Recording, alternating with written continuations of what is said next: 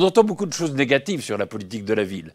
Qu'elle coûte un fric de dingue et qu'elle ne sert à rien, que la mixité sociale est une utopie qu'on n'atteindra jamais, que le véritable problème de la France, n'est pas celui des banlieues, mais celui de la France périphérique, comme l'a montré le mouvement des Gilets jaunes. Alors, pour en savoir un peu plus, pour comprendre un peu les choses, je suis allé trouver Renaud Epstein. Renaud Epstein est professeur de sociologie à Sciences Po Saint-Germain. C'est l'un des grands spécialistes de la politique de la ville.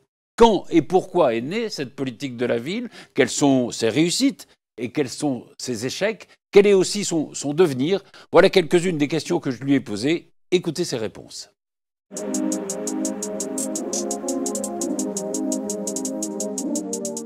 Il y a deux dates possibles. Ou bien on dit c'est début des années 70, dès 71, quand Albin Chalandon, ministre de l'Équipement à l'époque, crée un groupe de hauts fonctionnaires qui s'appelle groupe Habitat et Vie Sociale, des fonctionnaires du ministère de l'Équipement, du ministère de la Jeunesse, du secrétariat d'État à la Jeunesse et des Affaires sociales, qui travaillent ensemble pour se poser des questions sur les conditions de la vie sociale dans ces quartiers, des grands ensembles qui étaient alors en train encore de sortir de terre. Moi, il me semble que c'est plus juste de faire commencer cette politique en 81-82, à la suite d'émeutes, sauf qu'à l'époque on n'appelait pas ça des émeutes. Hein. Le terme qui s'était imposé médiatiquement pendant l'été 81, c'était le terme de rodéo des Minguettes. Hein. Donc dans les Minguettes, quartier de l'Est lyonnais, de Vénissieux, où il y a ce qu'on appellerait aujourd'hui des émeutes.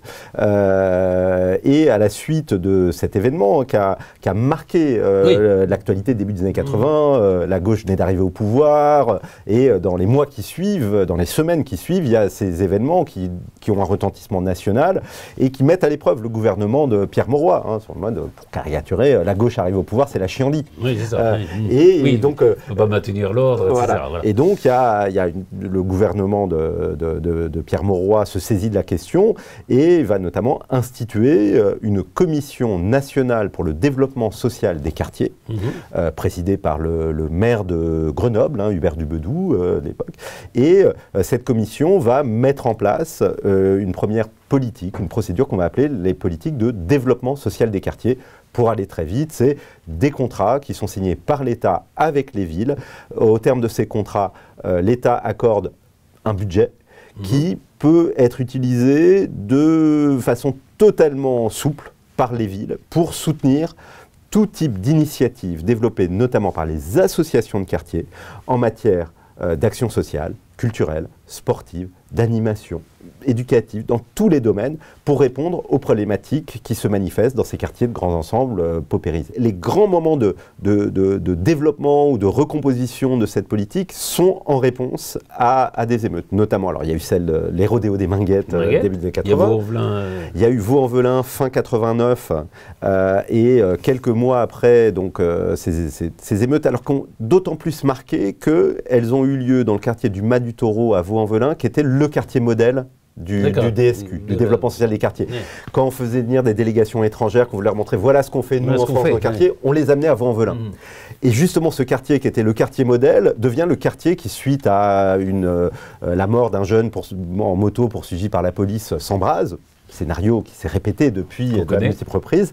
Voilà, donc c'est un peu perçu comme le symbole de l'échec de ce DSQ. Et quelques semaines après, François Mitterrand intervient dans un colloque à Bron, à quelques kilomètres de là, où il prononce son discours sur la politique. Je dis son discours parce que c'est le seul qu'il a prononcé sur ses 14 ans de mandat sur la politique de la ville. Et un discours assez marquant dans lequel il dit en gros, depuis 81, 82, il y a plein de quartiers, il y a du développement social, il y a plein d'initiatives, des travailleurs sociaux, des associations, des éducateurs, des policiers, tout le monde essaye de faire des choses bien, et c'est très bien ce que vous faites, mais ça n'a pas l'ampleur, c'est pas à la hauteur des enjeux. Et face à l'exclusion, c'est le terme qui s'impose à la fin des années 80, face à l'exclusion socio-spatiale, c'est pas plein de petites initiatives par le bas qui vont changer la donne. Il faut que ça passe par une mobilisation du sommet de l'État.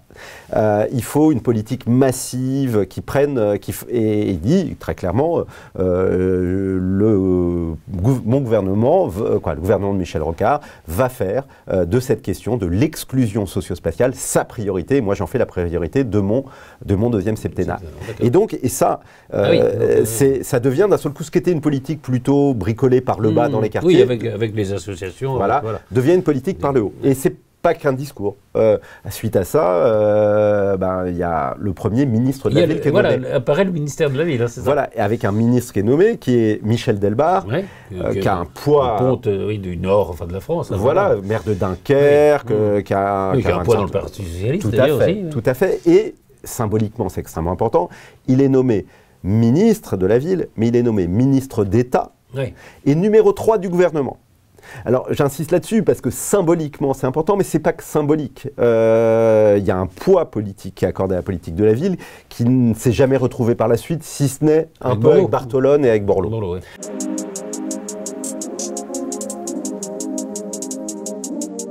Parmi les éléments qui caractérisent la politique par rapport à d'autres politiques, il y a d'abord le fait que c'est une politique qui a la prétention d'être globale. C'est-à-dire que ce n'est pas une politique qui va s'occuper de la jeunesse, qui va s'occuper du logement, qui va s'occuper de la santé, qui va s'occuper de...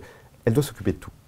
À côté de toutes les autres politiques qui découpent la société en secteurs précis, la politique de la ville, elle cherche à traiter des relations qu'il y a entre tout ça. Avec l'idée que si vous avez des jeunes qui sont en difficulté, qui sont en galère, si vous traitez leurs problèmes de logement, mais vous ne traitez pas leurs problèmes d'insertion économique, vous ne résolvez pas le problème. Si vous traitez par la formation, mais que vous ne prenez pas en charge leurs problèmes de santé, de dentaire, ou je ne sais pas quoi.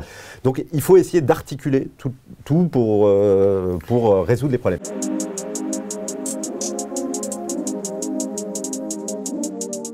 La création, alors ce qui a été à l'origine en 1990 de la délégation interministérielle à la ville, qui a depuis changé de nom, qui s'est transformée, aujourd'hui c'est l'Agence nationale pour la cohésion des territoires, elle a toujours hésité, cette administration, entre dire, en fait, moi j'ai mon objet, c'est les quartiers, c'est moi qui m'en occupe, j'ai mes programmes, et une autre approche qui consiste à dire, moi, administration, j'ai pas d'argent. La politique de la ville, son budget, c'est 1,5% du budget de l'État pour des quartiers qui représentent en gros 8 à 10% de Oui, la quand population. on dit on dépense beaucoup d'argent... faut relativiser, on pourra y revenir, mais vous verrez. Et donc, est-ce que la politique de la ville, elle est là avec ses programmes pour résoudre les problèmes des quartiers, ou bien est-ce qu'elle est là pour aider toutes les autres politiques publiques, toutes les autres institutions de l'État, mais aussi les collectivités, à mieux travailler, mieux analyser, mieux répondre aux problèmes des quartiers. Et ça, c'est une sorte de tension qui a traversé cette politique pendant 40 ans avec des fluctuations. Maintenant, d'un point de vue thématique, il y a eu aussi des évolutions. Par exemple, je vous ai dit, c'est une politique globale. Oui, mais très clairement, depuis 2003, et la loi Borloo et le lancement du programme national de rénovation urbaine... Oui, la rénovation urbaine est au cœur des choses. Hein, oui, c'est devenu, et alors même si ça l'est moins ces dernières années, mais c'est devenu le cœur de la politique de la ville, ne serait-ce que budgétairement. Vous avez un programme, le PNRU, Programme national de rénovation urbaine, depuis 2003, c'est à peu près 50 milliards d'euros d'investissement. La politique de la ville, son budget total, si je me souviens bien, là actuellement dans le budget de l'État, on est à 500 ou 550 millions. Oui, donc ça vous donne un peu la proportion. Et donc vous voyez bien que d'un seul coup, il y a... et alors ça vaut pour le budget de l'État, mais ça vaut localement. Quand vous avez des projets de rénovation urbaine, des projets de démolition, reconstruction de quartiers, qui pour certains engagent des sommes colossales. Hein. Je crois que le plus gros, c'est Clichy-Montfermeil, on est à un demi-milliard d'euros. 500 millions d'euros sur une vingtaine d'années, d'investir pour complètement démolir et reconstruire un quartier. Nancy, on est à même ordre de grandeur. Mantes-la-Jolie, on est, je n'ai pas les chiffres en tête, mais on est à plus de 100 millions. Il faut dire que, pardon, mais c'est vrai que il y a eu un moment où il y avait besoin de main-d'œuvre pour l'industrie. On a construit vite fait des bâtiments. C'était ça un peu aussi les quartiers. Et à un moment, c'est vrai que ça ne fonctionnait plus. Vous avez été mal conçu ou conçu dans des sortes d'utopies qui ne marchaient pas. Et donc, oui, la reconstruction, elle s'imposait d'une certaine façon, non ? Alors d'abord sur il y avait besoin de loger quoi, pendant les années post-seconde guerre mondiale, pendant les années 50, il y avait besoin de loger, mais pas simplement loger sur l'image, je sais pas moi, de Poissy, on a les grosses usines automobiles, il faut des bataillons pour les Lévin, c'est un peu ça. Oui, mais ce que je veux dire, c'est que ce n'était pas que ça. C'est-à-dire qu'il faut quand même se souvenir l'état de la crise du logement des années 50 qui concernait tout le monde, y compris les classes moyennes supérieures et une partie de la bourgeoisie. Après un siècle pendant lequel on n'a pas construit en France et après 2 guerres qui ont produit des dommages sur le patrimoine bâti. Un besoin rapide. De reconstruction et qui ne se limitait pas à loger les ouvriers des usines Renault, c'est ça que je veux dire. Et qui ne concernait pas que les grandes villes industrielles, parce qu'on a souvent tendance à penser politique de la ville, en gros l'Île-de-France, la Seine-Saint-Denis, un peu Seine-Aval et l'Est lyonnais ou Marseille-Nord, mais quand vous vous baladez partout en France, n'importe quelle ville moyenne compte aussi son petit grand ensemble, voire son gros grand ensemble. Et donc il s'agissait de répondre à une crise du logement qui était massive, et de ce point de vue-là, la politique de reconstruction planifiée des grands ensembles a largement contribué à résoudre la crise du logement, et au-delà d'ailleurs de la résolution de la crise du logement, à transformer l'appareil de production du logement en France. Donc ça a vraiment joué un rôle qui a été déterminant dans la modernisation de la France des années de reconstruction et dans les dynamiques de promotion sociale, d'élévation de la société française dans les dynamiques des 30 Glorieuses. Depuis les années 80, chômage de masse, crise, promotion du logement individuel, du pavillon, qui ont fait qu'il y a eu des mécanismes de fuite sélective de ces quartiers, qui étaient des quartiers, sinon de mixité, mais dans lesquels il y avait quand même une assez grande diversité de population jusqu'à la fin des années 70, qui progressivement ont vu les classes moyennes partir pour l'accession à la propriété, l'élite de la classe ouvrière partir, et progressivement ces quartiers se spécialisaient d'un point de vue social, mais aussi d'un point de vue ethno-racial. Il faut quand même voir qu'à partir de 1977, il y a eu une réforme des politiques du logement, ce qu'on appelle la réforme Barre, et que l'État a, à partir de 1977, une politique qui a soutenu très fortement l'accession à la propriété individuelle. Et donc, c'est pas les gens ont fui, c'est aussi qu'on a été incité fiscalement à le faire. Donc ça, c'est la première chose. La deuxième chose, c'est qu'il faut toujours faire attention dans la généralisation qu'on fait, et que je fais moi aussi depuis le début de notre discussion, c'est qu'on parle des quartiers, mais qu'est-ce qu'il y a de commun entre le Val-Fouré à Mantes-la-Jolie et le quartier Malakoff à Nantes, qui est quasiment dans l'hypercentre de Nantes, entre le Clos du Roi à Vierzon, petite ville industrielle en déclin, et le Sanitas à Tours, qui est en centre. Ce sont des quartiers qui ont en commun une forme urbaine, souvent même type de logement, ce sont des logements massivement HLM, mais pas toujours. Regardez Grigny, ou le problème de Grigny 2, ou le problème du Chêne Pointu à Clichy, qui sont les quartiers les plus dégradés de France. C'est que justement, ce n'est pas des HLM, c'est des copropriétés. C'est vrai, c'est beaucoup. Et les HLM, des boîtes HLM, elles savent gérer leur patrimoine, elles le font plus ou moins bien. Mais une copropriété dégradée, où la moitié des logements ont été achetés par les marchands de sommeil, où les familles ont plus... Personne ne veut investir. Voilà, c'est encore plus compliqué. Donc tout ça pour vous dire que derrière ces quartiers, il y a quand même des différences. Entre des quartiers, encore une fois, qui sont des quartiers dans des métropoles dynamiques et des quartiers dans des petites villes en déclin. On n'est pas les mêmes populations. Je sais pas, moi j'avais travaillé il y a quelques années à Moulins dans l'Allier. La problématique centrale pour le quartier prioritaire, le quartier plus difficile de Moulins, c'est la question de l'adaptation au vieillissement. On est dans des quartiers, les jeunes s'en vont, parce qu'il n'y a plus beaucoup de boulot dans l'Allier, à Moulins. Que la population qui était là, ouvrière, elle ne bouge pas. Le problème, c'est comment est-ce qu'on fait pour des bâtiments qui ont été pensés pour des familles et qui comptent aujourd'hui une bonne partie de population du 3e et du 4e âge. C'est pas les mêmes problématiques que quand on est dans des quartiers très jeunes, comme les quartiers de Seine-Saint-Denis, etc. Donc oui, il y a une diversité de problématiques. Ce qui est en tout cas clair, c'est que depuis 2003, l'État, mais pas que l'État, les villes, les bailleurs sociaux ont donné une priorité, dans le cadre de cette politique, à la transformation urbaine, à l'action sur le cadre bâti, l'aménagement, l'offre de logement, à travers le programme national de rénovation urbaine, Plus de 50 milliards ont été investis, je vous le disais. Alors je dis 50 milliards, on a l'impression qu'on met beaucoup d'argent. Il faut bien voir que ces 50 milliards, ce n'est pas de l'argent de l'État. Alors, il y a 12 milliards d'euros de subventions de l'Agence nationale de rénovation urbaine, mais sur ces 12 milliards, les 3/4 proviennent du 1% logement, c'est-à-dire des contributions des entreprises pour loger leurs salariés. Et localement, le premier contributeur, ce sont les bailleurs sociaux, les HLM, donc c'est avec les loyers des gens qui habitent dans ces quartiers. Donc quand on dit 50 milliards, on a l'impression, on met des milliards. Non, ce sont les employeurs pour loger leurs salariés et les HLM avec les loyers de leurs locataires. Voilà.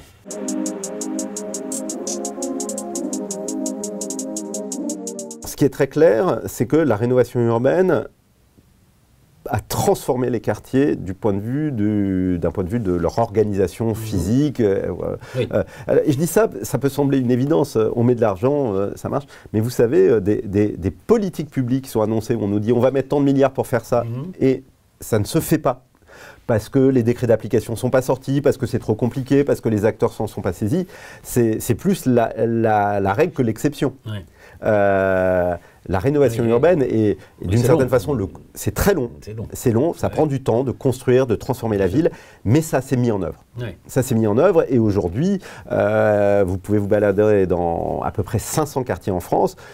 C'est très clairement, il y a des investissements massifs qui ont été faits, il y a des tours qui sont tombées, il y a des barres d'immeubles qui ont été coupés, il y a des nouvelles constructions qui ont été faites, il y a des équipements scolaires, socioculturels qui ont été rénovés, les espaces publics qui ont été rénovés. Tout ça après 30 ans ou 40 ans pendant lesquels l'État, les collectivités, les bailleurs sociaux avaient quasiment cessé d'investir dans ces quartiers. Oui, ils les avaient laissés... à l'abandon, c'est peut-être un peu excessif, mais en tout cas, il n'y avait pas eu d'investissement. Et vous voyez, ça vaut pour ces quartiers comme pour n'importe quel espace dans la ville. Le cadre bâti, ça vieillit. Si on n'investit pas en continu, ça se dégrade. Il y a des dégradations. Voilà. Et donc, il y a eu cette transformation, elle est visible.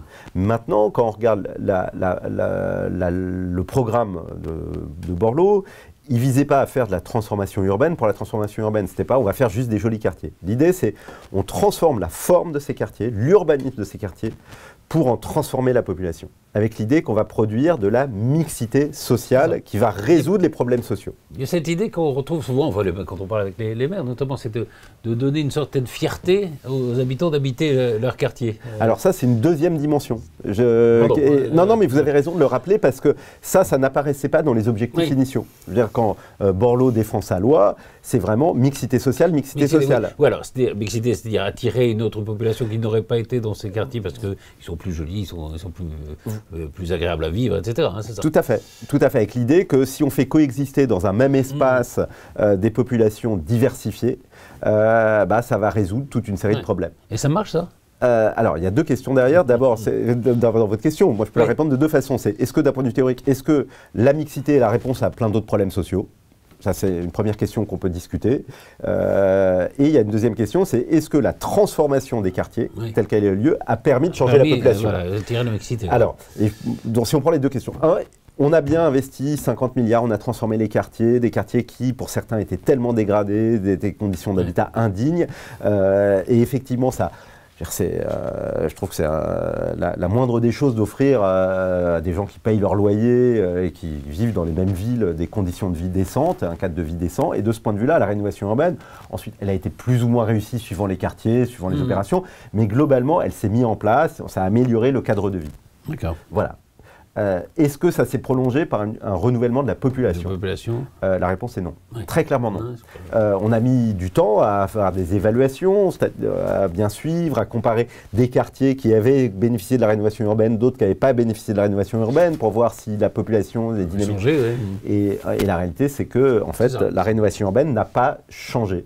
Les quartiers populaires restent des quartiers populaires et des quartiers souvent très populaires. Est-ce que c'est un problème ? Et ça m'amène à la deuxième question. Sur la mixité, est-ce que finalement... oui, est-ce que c'est la réponse Est-ce que pour une personne qui est pauvre, est-ce qu'il vaut mieux habiter dans un quartier pauvre ou dans un quartier riche ? ou dans un quartier mixte? Est-ce qu'il vaut mieux que ses voisins soient dans des conditions très différentes ou pas? Alors, ça, c'est une question qui est hyper débattue. Compliquée. Et ça fait à peu près 75 ans que partout dans le monde, des géographes, des sociologues, des urbanistes, des politistes, des psychologues, etc., se penchent sur la question. Il y a des études dans tous les sens.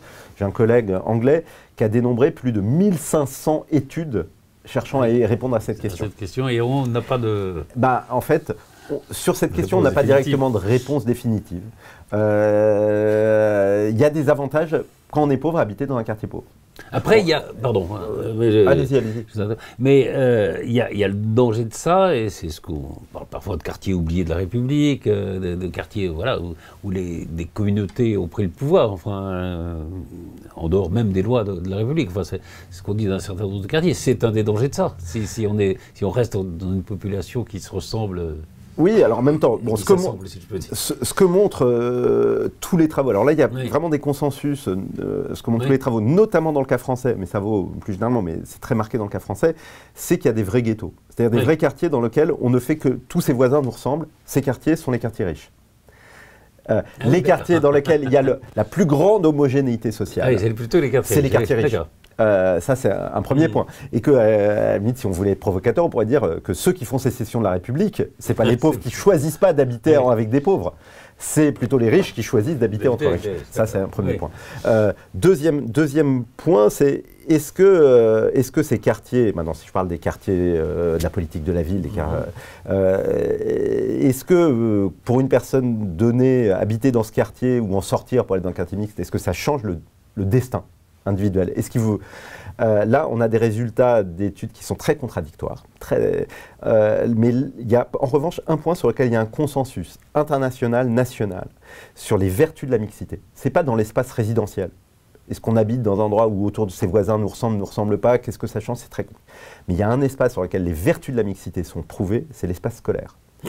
C'est-à-dire que à l'échelle de l'école, et plus encore à l'échelle de la classe, avoir des pauvres et des riches, ou des gamins qui ont les ressources culturelles chez eux pour se faire aider, pour réussir scolairement, et d'autres qui les ont moins, cette mixité, tire un peu vers le haut. Ça tire vers le haut les gamins qui ont le moins de ressources, et ça ne plombe pas la tête de classe.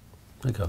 Et ah oui. Non, ça c'est vraiment... Parce que souvent on entend dire ça. Oui, mais les études, en tout cas, moi si j'en crois tous mes collègues qui travaillent vraiment sur les questions scolaires, ça ne plombe pas. Et en revanche, ça a une vertu pour tout le monde, si je devais prendre des grands termes, d'apprentissage du vivre ensemble, d'apaisement des tensions sociales à l'échelle de la classe, à l'échelle de la cour de récré et à l'échelle de la société. Et c'est de ce point de vue-là, si on veut se battre pour la cohésion, il faut se battre sur la mixité dans l'espace scolaire, plus que dans l'espace résidentiel. Or, les deux, on pourrait se dire, si on a des quartiers mixtes, on aura des écoles mixtes. En réalité, ce n'est pas le cas. Oui, parce que les gens mettent leurs enfants ailleurs. Voilà. Enfin, s'ils peuvent. Pour aller vite, dans le privé, ou des choses comme ça. Donc, après, sur la mixité. Après, il faut une sorte de dosage, je suppose, non? Parce que, je veux dire, si vous êtes... c'est vrai qu'il y a des écoles où il y a plusieurs élèves qui sont de nationalités assez différentes, qui ne parlent pas forcément très bien français, etc. Si vous en avez trop ensemble. Ah oui, non, mais c'est pour ça. La mixité scolaire est un vrai enjeu. C'est vraiment un enjeu, mais il est à l'échelle de l'école, à l'échelle de la classe. Et si on veut vraiment, on pense qu'on a une société qui devient de plus en plus fragmentée, que ça devient un risque, ne nous trompons pas de cible. Le levier majeur, principal, c'est l'école. Et l'enjeu de mixité à l'échelle de l'école. Notamment ces cités éducatives qui ont été fondées, qui marchent plutôt pas trop mal. Ça fait partie de ces programmes développés dans le cadre de la politique de la ville depuis un peu moins de 10 ans, là, les cités éducatives. Alors les cités éducatives sont intéressantes, il y a des évaluations qui montrent que dans un grand nombre de cas, ça produit vraiment des dynamiques très positives, mais ça ne joue pas véritablement sur la mixité. Non, ça joue sur la façon dont l'élève est considéré, pris en charge, et surtout sur les relations entre l'école et son environnement.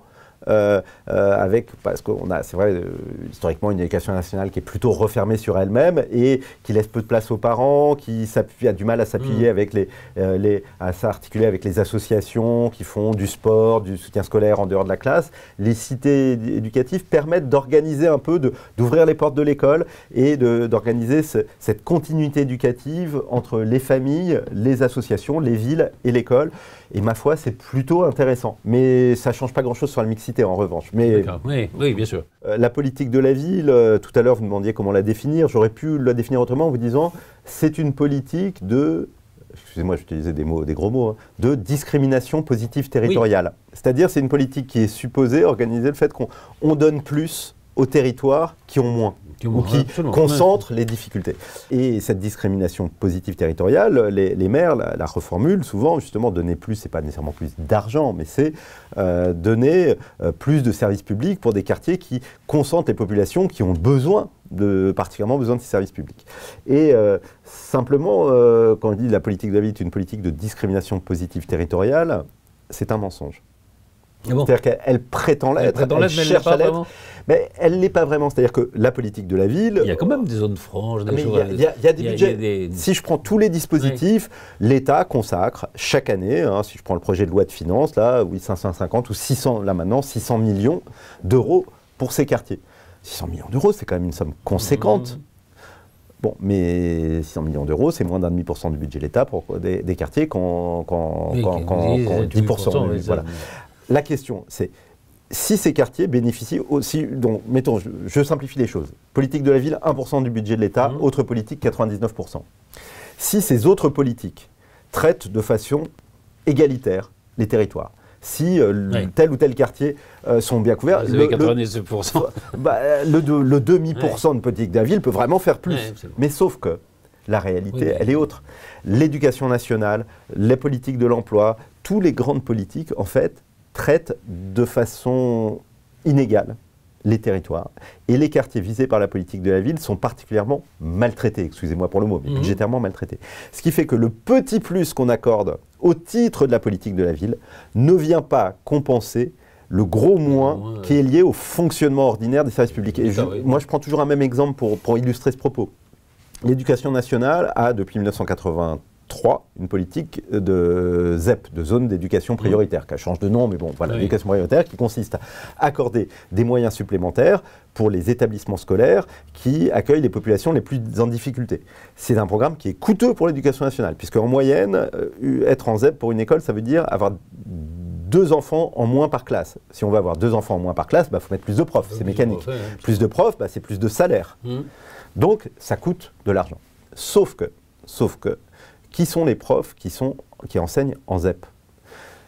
Des profs sortis d'école, les plus jeunes, débutants, qui ont... c'est pas les mieux formés, non. Au mieux le CAPES, mais maintenant qui sont de plus en plus souvent recrutés sur contrat, etc. Qui sont les profs qui vont enseigner dans d'autres territoires, que ce soit ruraux ou en centre-ville, des agrégés, des profs plus âgés, qui ont de l'expérience, et ça veut dire donc des profs qui coûtent beaucoup plus cher en termes de salaire. Et donc on a beau donner des crédits spécifiques au titre de l'éducation prioritaire pour ces lycées, au final, le coût budgétaire d'un enfant, un enfant de prolo, est nettement inférieur pour l'État que le coût d'un enfant de bourgeois. D'accord. Très nettement.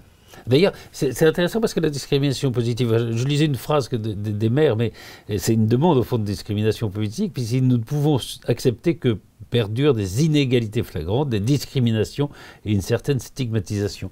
C'est un peu ça, c'est un peu appelé à... Alors, ce qui rappelle là, c'est d'abord ça, c'est ces inégalités de traitement, puis il rajoute une dimension qui me semble aussi une dimension importante. Alors, il y a la stigmatisation qui renvoie à vous, pas vous personnellement, mais aussi les médias et la représentation qu'on construit aussi de ces quartiers. On pourra en parler, ce qui est encore une autre dimension.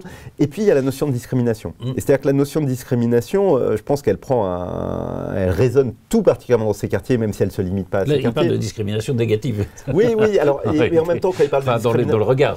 Tout à fait. Mais il renvoie aussi, je pense, ces maires, à la notion de discrimination ethno-raciale. C'est-à-dire aux inégalités de traitement de population fondées sur des critères d'une origine réelle ou supposée.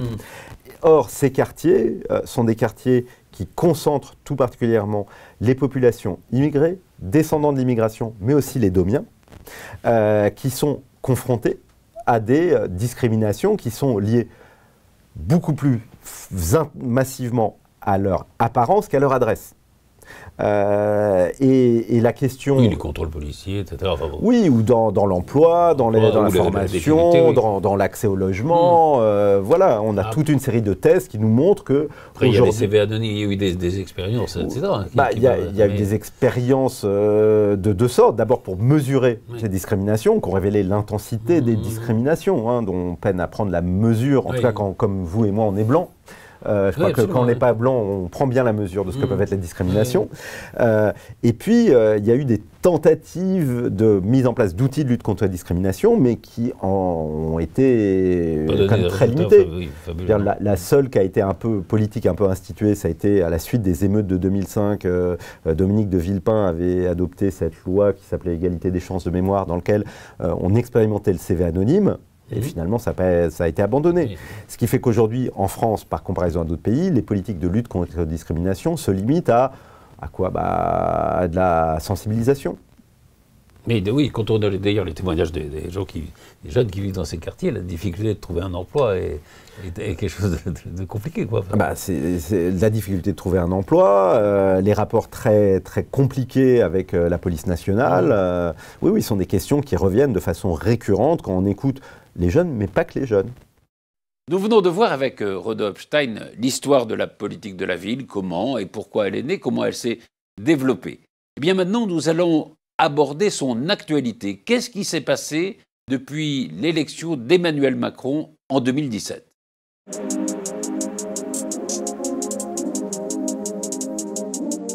J'ai envie de dire, moi, aujourd'hui, de parler du rendez-vous manqué d'Emmanuel Macron et des banlieues, parce que quand il se fait élire, ou plutôt quand il fait campagne en 2017, il fait campagne avec des discours qu'on n'avait jamais entendus en France, ou très rarement.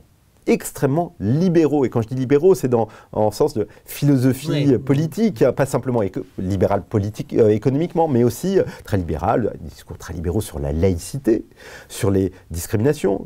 Pendant sa campagne 2017, il parle de violence policière, de discrimination policière. Il dit, mais je ne vois pas pourquoi on emmerde les femmes qui mettent un voile. Il parle en direction des quartiers. Il dit, il a un rapport d'ailleurs, c'est particulier à la laïcité, enfin, et qui a évolué depuis. Qui a évolué depuis, mais au départ, oui. Au départ, il a un discours... D'ailleurs, les tenants de la laïcité le regardaient un peu avec... Tout à fait. Et il a un discours aussi qui est extrêmement ouvert sur la banlieue, sur le mode justement, mais la banlieue, arrêtons de la peindre en noir, regardons toutes les énergies, toutes les forces qu'il y a dans ces quartiers. Un discours très valorisant. Et on pouvait s'attendre donc à ce qu'il ait une politique très active en direction de ces quartiers qui incarne dans son discours, toujours en 2017, d'une certaine façon, les enjeux de l'égalité des chances. Or, à peine élu, Édouard Philippe Premier ministre, l'été 2017, c'est l'été noir, l'été meurtrier pour la politique de la ville.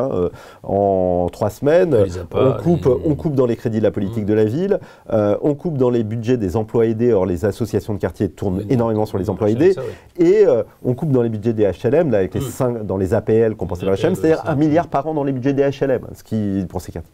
Donc là, il y a une sorte de stupeur de la part des élus, qui va susciter l'appel de Grigny transpartisan pour le quartier. Emmanuel Macron qui répond en disant je vais confier une mission à Jean-Louis Borloo pour penser l'avenir de la politique de la ville. Et puis cet événement très traumatique pour tous les élus de la politique de la ville. Très mal vécu. De la remise du rapport Borloo, de sa réception et d'une forme d'humiliation organisée par Emmanuel Macron, non seulement de Jean-Louis Borloo, mais de tous les maires qui étaient présents. Puisque quand même, si vous reprenez le discours... c'est ça, c'est pas par vous que ça va marcher, quoi. C'est même pire que ça, il dit finalement, la politique de la ville est telle que vous la faites, c'est un peu du clientélisme et ça vous arrange bien. Et d'une certaine façon, il dit au maire, si c'est la merde dans les quartiers, c'est pour vous. Et parce que vous faites de la vieille politique, etc. Et moi, je vais changer tout ça. Traumatisme pour les élus. Il y a quand même des maires qui se sont levés pendant le discours du président dans la salle des fêtes de l'Élysée, et qui sont sortis pendant le discours. Je ne suis pas sûr que ce soit arrivé souvent dans l'histoire de la Ve République et des républiques précédentes. non, un vrai traumatisme. Et alors, suite à ça, et suite à quand même un certain nombre de conseillers, d'approches d'Emmanuel Macron, que peut-être là, il a été un peu loin, on n'entend plus parler de la politique de la ville pendant le reste du septennat. Du quinquennat, excusez-moi. On en entend parler juste au moment de la loi, alors comment elle s'appelait, séparatisme et égalité des chances, je ne sais plus quel est son titre exact. Oui, quand il vient au Mureaux. Exactement, discours des Mureaux, où il dit, bon, voilà, séparatisme, mais en même temps, donc, mais égalité des chances, et puis Jean Castex, son Premier ministre, qui ensuite va faire un CIV là à Grigny. Et puis, je pense que, bon, mais il y a des annonces sans trop de suite, ça arrive au moment du deuxième confinement, et tout ça tombe un peu à l'eau. Et on n'en entend plus parler. Arrive le deuxième quinquennat, et on arrive là en juin 2023, et l'Élysée, Matignon, prévoit ce qu'ils appellent une séquence banlieue, qui devait permettre un peu de faire le reset. Hein, dire, voilà, on a raté le rendez-vous dans le premier, on va tout remettre à zéro, on va faire le grand truc. Et donc, il y a un vrai plan de com qui est organisé, qui est super. Le lundi, Emmanuel Macron est à Marseille, en grand, l'ouverture des écoles, plein de trucs, etc. Une rencontre avec 5 heures de débat dans le gymnase de la Busserine avec des habitants du quartier. Il retrouve un peu ce truc, grand débat, il y avait Gilets jaunes, et tout ça qui est venu après une séquence retraite qui fait que pendant à peu près un an, c'était difficile d'aller au contact. Et là, il montre, voilà, en termes de com, ça montre le président qui revient, etc. Le lendemain, il y avait le lancement de l'anniversaire de l'ANRU, des 20 ans de l'ANRU. Et donc, à Grigny, le matin, Jean-Louis Borloo, Olivier Klein, ministre de la Ville, Catherine Arenoux, et la présidente de l'ANRU. Tout le monde est là, et on lance un programme qui a été bien pensé par l'ANRU, qui devait mettre en scène ce qui a été fait depuis 20 ans pour transformer les quartiers. C'est vrai qu'on a des images qui sont produites, il y a vraiment tout ce programme qui vise à montrer que, oui, on nous dit, les maires nous disent on fait rien, mais en fait, en réalité, on fait. Et puis, tout ça devait se terminer le jeudi ou le vendredi, je ne sais plus, par un comité interministériel des villes dans lequel le gouvernement allait annoncer sa politique pour les 5 ans à venir. Comité interministériel des villes qui avait déjà été reporté 2 fois précédemment, et ça fait quand même 2 ans que la politique de la ville n'a plus d'orientation nationale. Et donc tout ça devait être concentré sur une semaine, c'était la séquence banlieue qui devait réconcilier.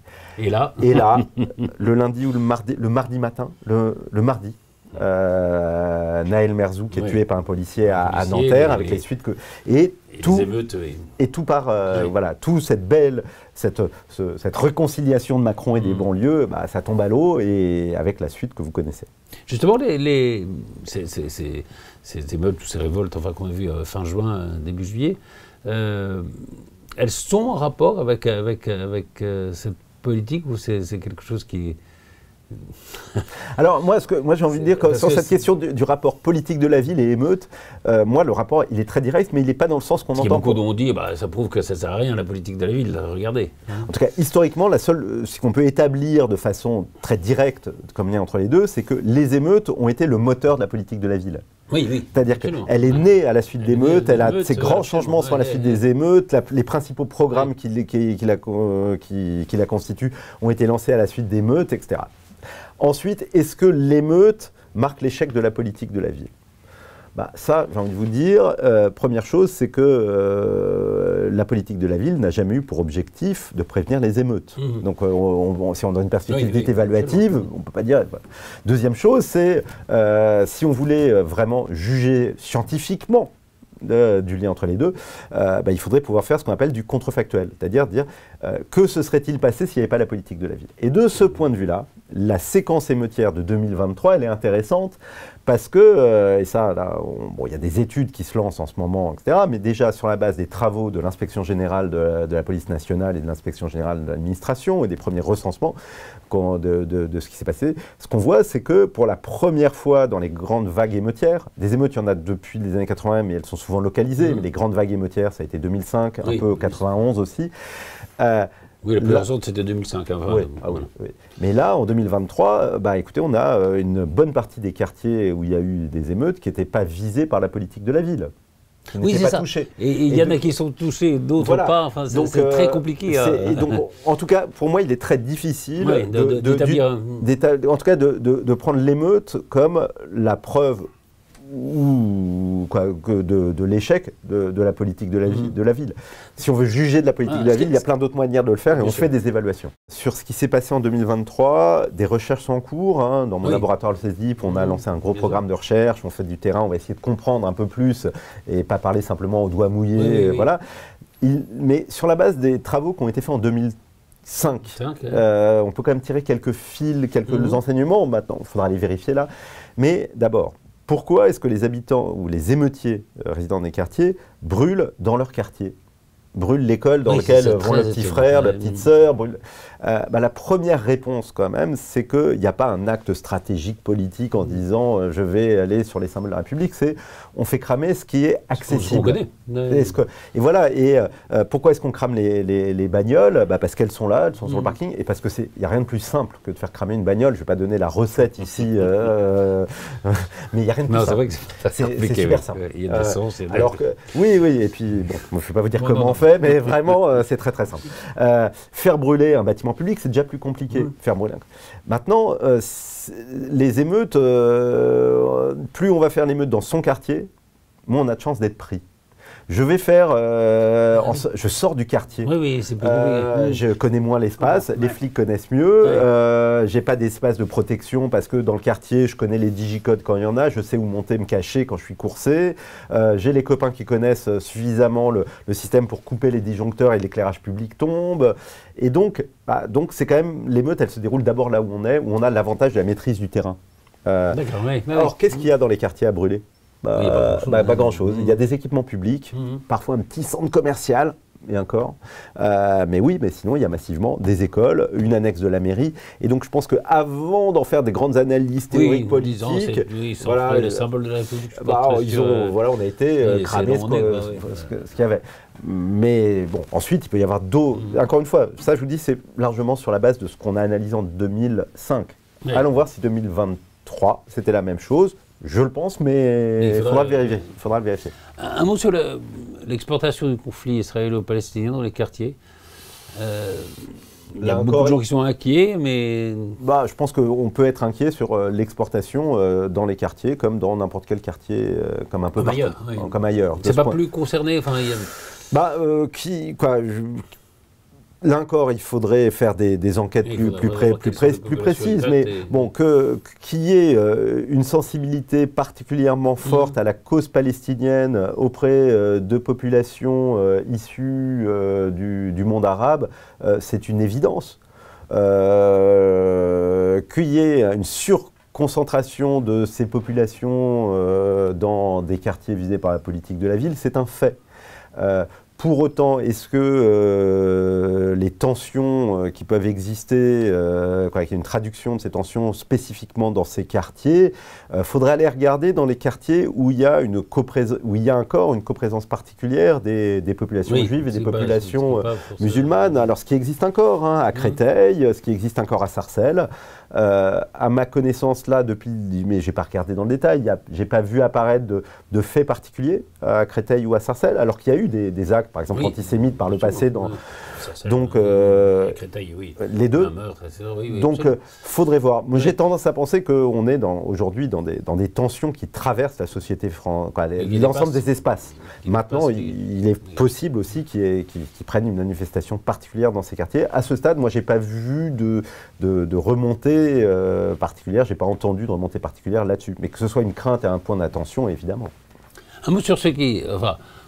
je simplifie un peu les choses, mais qui prétendent qu'on se trompe peut-être en s'intéressant au quartier, ces quartiers de la politique de la ville, en disant l'essentiel du problème, c'est ce que dit Christophe Guilluy, dans la France périphérique, c'est-à-dire celle dans laquelle, en gros, pour faire simple, les petits blancs sont venus habiter parce que c'était trop cher d'habiter dans les centres-villes.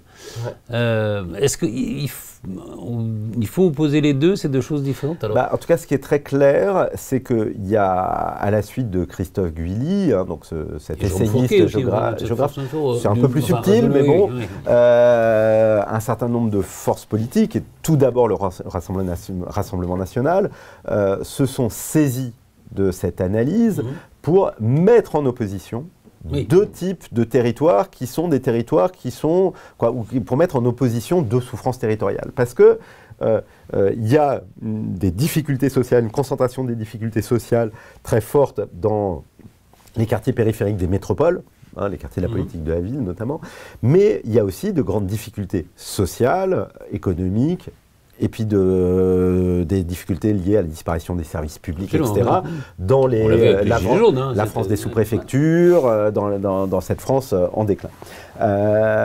Maintenant,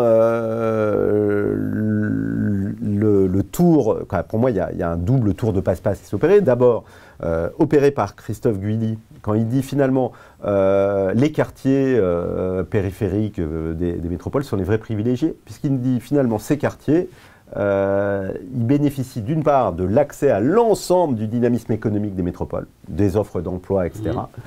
Et en plus, ils bénéficient des milliards de la politique de la ville. Donc en fait, c'est les vrais privilégiés. Il y a une sorte de tour de passe-passe, de retournement. Les quartiers qui ont le moins, en fait, ce seraient eux les vrais privilégiés.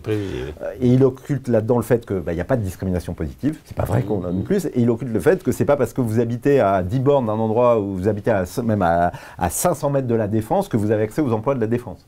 Absolument. Voilà. Oui. Donc, il y a des frontières. Donc il y a cette première chose. Et puis la deuxième chose, c'est l'opposition qu'il a organisée et qui a été instrumentalisée politiquement par Marine Le Pen, qui consiste à dire, mais quand vous habitez dans le périurbain ou dans une petite ville en déclin, en fait, vous voyez la disparition des emplois, la disparition des services publics, mais c'est la faute à la politique de la ville. C'est parce qu'on met des milliards pour les quartiers que vous n'avez plus rien. On abandonne les autres. Voilà. Et c'est cette mise en opposition qui est très, très, très, très problématique. Alors même que y a un certain nombre de difficultés qu'on retrouve dans ces différents types d'espaces, les territoires ruraux en déprise, le périurbain, les territoires ultramarins qui connaissent de grandes difficultés, et les quartiers pauvres des métropoles. Quand on regarde, il y a un certain nombre de problématiques qui sont communes. Et que y a sans doute, il y a des ensuite il y a des clivages politiques, il y a des stratégies partisanes politiques qui cherchent à organiser des oppositions. Et puis en face, il y a aussi d'autres stratégies politiques en face qui sont proposées, qui consistent à faire l'inverse, à essayer d'organiser l'articulation, le lien. Si vous regardez la thèse du livre qui a eu beaucoup de succès de Thomas Piketty et Cagé là-dessus, ça consiste à dire recréons l'alliance des couches populaires, qu'elles soient rurales et voilà, donc là, on rentre dans un champ de la lutte politique plutôt. Lutte politique, oui, observation politique.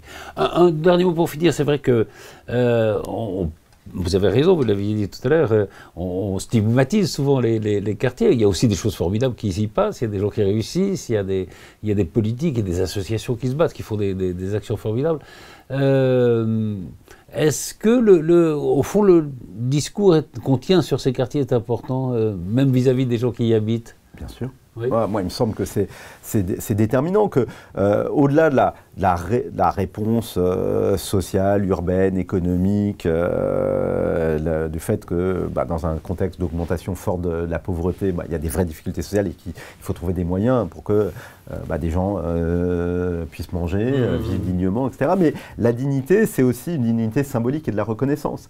Et quand on parle des quartiers de manière générale, de façon extrêmement stigmatisante, délinquance, drogue, communautarisme, islamisme, quartier de la République, etc. Ce qui peut, par ailleurs, moi, je ne suis pas en train de dire bisounours, tout va bien dans les quartiers, etc. Non, il y a des vrais problèmes, des problèmes qui affectent les populations de ces quartiers.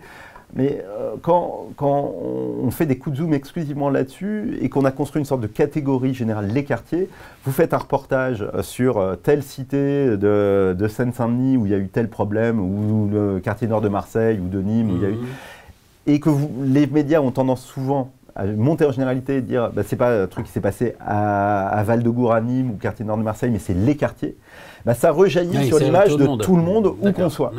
Quand on parle vous avez le sentiment qu'on ne parle de vous que de façon négative, de façon stigmatisante, c'est un problème de dignité, c'est un problème aussi de sentiment d'appartenance nationale. Et on dit, vous des gens, vous êtes communautaristes, vous êtes entre soi, mais quand on a le sentiment d'être en permanence suspectés d'être hors, d'être mis à l'écart. On a tendance à y aller. Ça produit toute une série d'effets. Et puis, cette construction de représentation un peu généralisée, ça alimente aussi toute une série de mécanismes de discrimination qui font que des employeurs, des gens qui peuvent être pas racistes du tout, vont avoir tendance à laisser de côté certains CV parce que quand même on ne sait pas, parce qu'on peut avoir des craintes. Donc oui, je crois que la représentation de ces quartiers fait partie du problème et fait partie sans doute de la solution. Merci. Merci à vous. Merci beaucoup Renaud Epstein pour cet éclairage. Quant à nous, on se retrouve très bientôt pour un nouveau numéro de Tribune qui sera d'ailleurs toujours consacré à la politique de la ville.